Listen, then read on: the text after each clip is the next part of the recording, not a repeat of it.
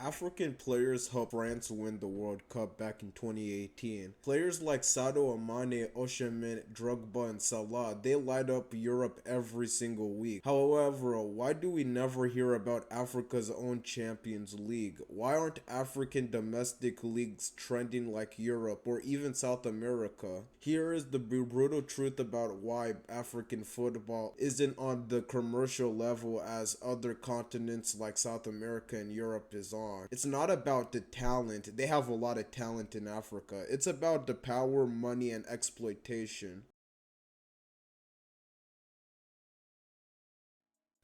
Africa produces raw talent like no other continent. It's like a pipeline for speed, power, and flair, and also hunger.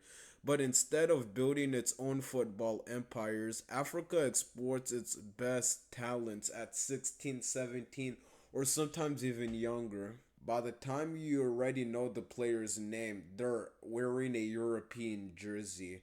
Sadio Mane left Senegal at 19. Drogba, born in the Ivory Coast but developed in France. Mbappe, born in France, however, his roots are Cameroonian and Algerian. European clubs scout Africa early, signed them cheap, and developed them into world class facilities. So the story of African football gets erased before it even be written. However, it doesn't stop multiple teams from creating their own talents like Al Hilali in Egypt and Mamelodi Sundowns in South Africa.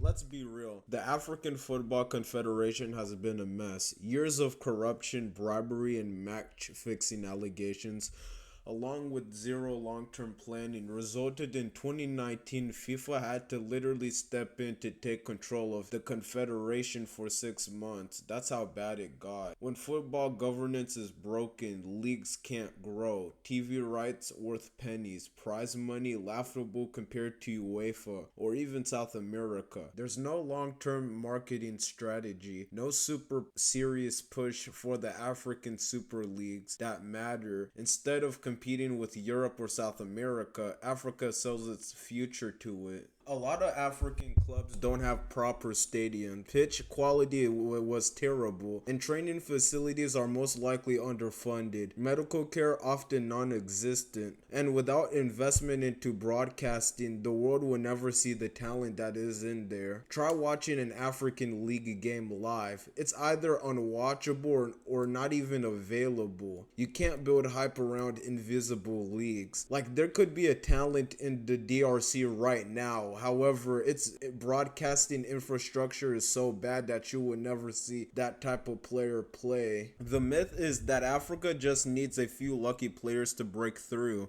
But what it truly needs is youth academies that stay local, leagues that play players properly, transparency in governments, media coverage that creates stars. Until then, African football is treated like a minefield. Dig up raw gems and ship them to Asia, Europe, or even South America and forget where they came from.